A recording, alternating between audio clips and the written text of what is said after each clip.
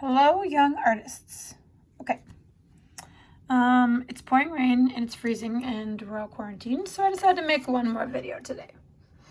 This one is going to be a read-along, but it's also going to involve an assignment. So, I love huge boxes of crayons. They actually make like a 120 set, which I probably will break down and buy while we're stuck here. This one's a little bit roughed up, but yeah, I think I probably need that 120 set. So someone gave me recently a huge box, thank you Laura, a huge box of these crayons, which are awesome. I'm going to make them into little kits and drop them off at a donation site, one of the lunch drop-off sites, and another church. But what I noticed about these, really interesting, let me see if you can see that. Okay, so every single one of these boxes that I've pulled out has these colors, which is pretty interesting. It's not your typical primary color set. It's not usually what you'd see. And they have cute little names. I'm not going to pull them right now because I'm limited in my camera skills. But it really got me thinking about a limited color palette. And if you don't know what that is, it basically means you are choosing a small amount of colors and working within that range. There's a lot of artists that do that.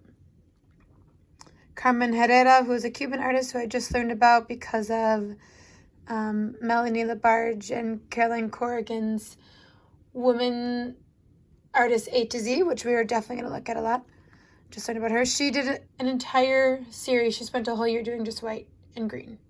So it got me thinking we needed to do a limited color palette assignment. It'll teach you a lot about how to use color and all those things. So I'm going to read you one of my favorite color books. And then I'm going to give you a little art assignment for tomorrow, and we will do a limited color palette together. This is an Ellsworth Kelly painting. I got to visit the real one. You'll notice it from my profile. This is called Spectrum. I think it's so beautiful. So this would be an example of not very limited because it has lots of the colors of the rainbow.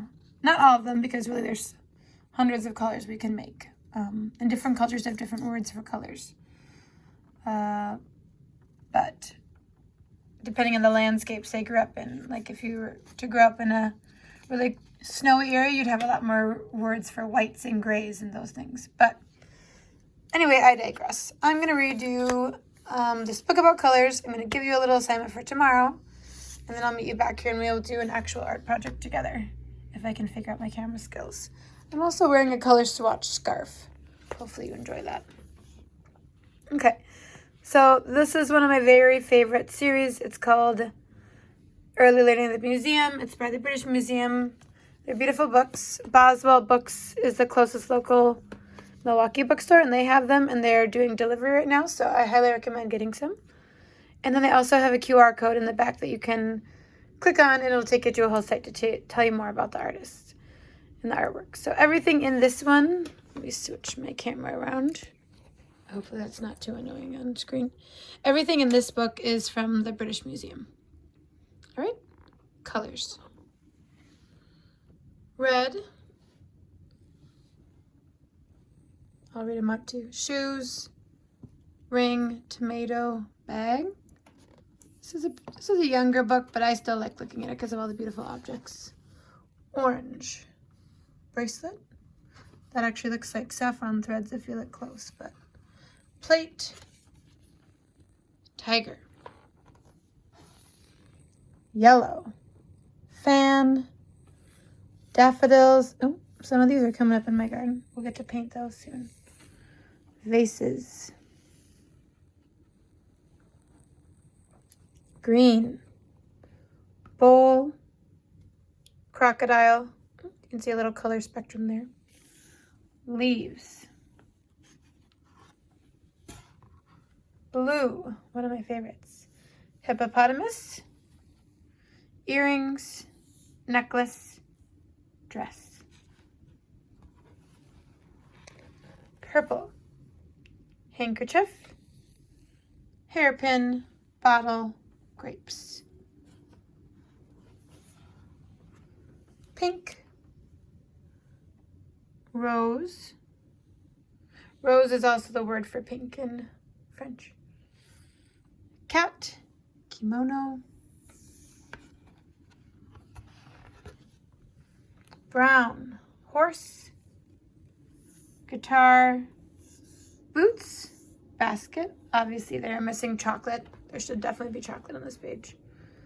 Black, hat, knight. I love that print. Looks like a print maybe, not a painting. White, snow, swan, dog. Gold, mask, coin, helmet, knife and fork, goblet, and that's silver. I should be editing these, but let's be honest, I don't know how to edit my movies, and we're just gonna go for it today. So I love these books because in the back they have an index, which tells you about all the things in the book, and then you can actually scan this code, and it'll bring you to a video series. So that's Colors, Early Learning at the Museum.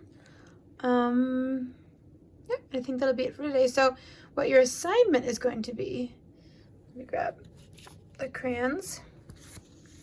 So again, your assignment for tomorrow, and I'll be back with a project, is going to find 4 crayons. I'm just going to keep it simple like what's in this box.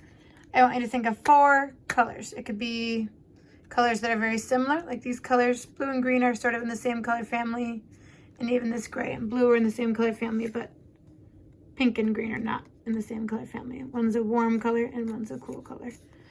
So I want you to choose 4 colors, just 4 crayons. I think crayons would be the best for what we're gonna do, but if you have markers, that's fine too. But crayons are kind of easier to blend, or colored pencils. Colored pencils or crayons. So pick only 4 colors. Let me switch my hand. And bring those to the table tomorrow, and we will do a project with a limited color palette. All right, I'll see you tomorrow.